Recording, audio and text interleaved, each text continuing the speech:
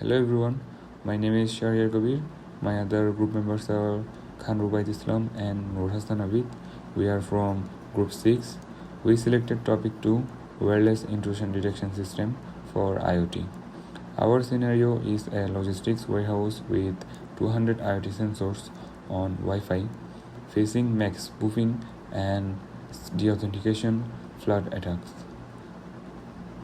Our 5 objectives are: design a secure warehouse Wi-Fi network, detect rogue API, deauthentication flood, and MAC spoofing attacks, log alerts to JSON, send automated email notification, and the last one, compare rule-based detection with machine learning anomaly detection.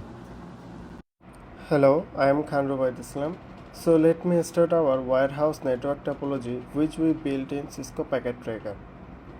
We designed 3 VLAN, VLAN 10 for IoT sensor at 192.168.10.0 and VLAN 20 for AP management at 192.168.20.0 and VLAN 30 exclusively for our WIDS monitoring station at 192.168.30.0. The monitoring station is on a separate VLAN, so even if a sensor is compromised, the attacker cannot disable our detection system. So we place 3 APS on channels 1, 6 and 11, the only non-overlapping channels in 2.4 GHz, preventing that co-channels interference across the warehouse zone. Now, here is our working topology in Cisco Packet Tracer. The core switch connects to all 3 APS, the DHCP server, and the monitoring station. IoT sensor connect wirelessly to the APS. Now, pinging IoT sensor 2 from IoT sensor 1, both on VLAN 10. Successfully inter-VLAN communication works. Now pinging the WIDS monitoring station on VLAN 30 from the same IoT sensor. This is the request timeout. Inter-VLAN traffic is blocked by default, and it's confirming our VLAN station policy is enforced. A compromised sensor cannot reach our detection system, and that confirms our topology and VLAN design. Thank you, Rubaid. Our YDS monitors 802.11 beacon frames. Access points broadcast beacons every 102 milliseconds containing the SSID and BSSID. Our YDS detects rogue APIs by comparing each beacon's BSSID against a whitelist of authorized BSSIDs. Now let's switch to Kali.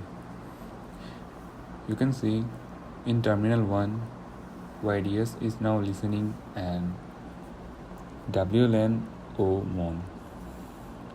If you switch to terminal 2, you can see rogue API is broadcasting warehouse IoT on WLAN 2 with a different BSSID.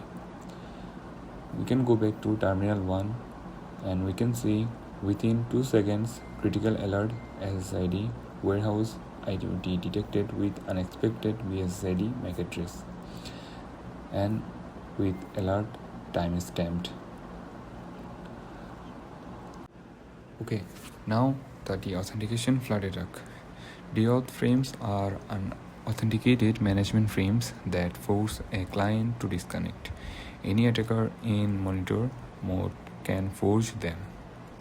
Okay, now in terminal 2, if I run this code and go back to terminal 1, after doing the WLAN 3 link, you can see the IoT sensor is connected. This is the before state. So if you go back to terminal 1 and we can see Deauth flood is running, and in terminal 3 it is showing not connected. It means the attack is succeeded. We tested at 10 50, and 100 frames, all 3 rates achieved disconnection. Even 10 frames is enough to disturb a warehouse sensor. If we go to Wireshark confirms the deauthentication frames. Destination is our IoT sensor, MAC. Source is spoofed to appear as the legitimate AP, region code 7. So this is how the deauthentication flood attack works. Now MAC spoofing. MAC addresses have no cryptographic authentication. They can be changed within one command. So if you go back to Kali in terminal 1, after we can give the WLAN to link, we can see our original MAC address and spoof MAC address. It doesn't match our registered IoT sensor. It is done in under 5 seconds. However, in terminal 2, if we run this spoof.py Python file and go back to terminal 3 to inject the command, we can see critical MAC spoof detected alert. Spoof MAC detected within 3 frames in terminal 2. Thank you. Our WIDS implements a 4-stage pipeline: capture, detect, log, and notify. Every alert is written to a JSON file and an automated email is sent to the security team. Here is the JSON log. Each entry contains a timestamp, alert type, severity critical, expected BSS ID, detected BSS ID, and message. This format is compatible with SIEM tools for production deployment. And here is Gmail, the automated email alert received by the security team. Subject WIDS critical or OGUAAP detected. The body contains the timestamp, alert type, and MAC address details. This arrived within 5 seconds of detection, confirming the full pipeline works end to end.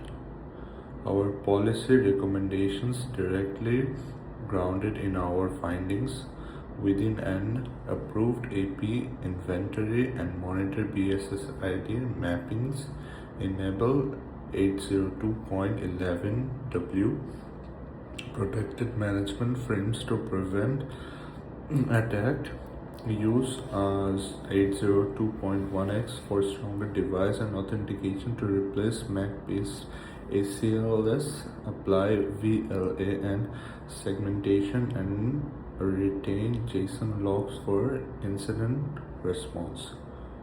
For our challenge, we trained an isolation forest model on 2,533 captured packets, 1369 normal and 1164 attacks frames. We extracted 5 features per packet: frame type, subtype, length, inter-arrival time, and broadcast flag. Here are our results. Isolation forest achieved 57% accuracy and 17% recall. Rule-based WIDS achieved 54% accuracy and 0% recall. It missed all attacks because the fixed rules were too narrow. This proves why a hybrid approach is optimal. Rules catch known attacks instantly with 0 false positives, and ML catches behavioral anomalies that rules miss. This confusion matrix confirms the result: 1232 true negative, 137 false positive, 961 false negative, and 203 true positives. The hybrid architecture combining both methods gives comprehensive coverage for the warehouse IoT environment. Our mitigations are directly linked to each demonstrated attack. For rogue AP, we used BSSID whitelist validation, and for deauthentication floods, we used 802.11 management frames, and for MAC spoofing, we used 802.1x certificate. So VLAN segmentation limits damage and JSON logs provide full audit trail. Finally, our hybrid rule-based plus ML detection layer catches both attack patterns.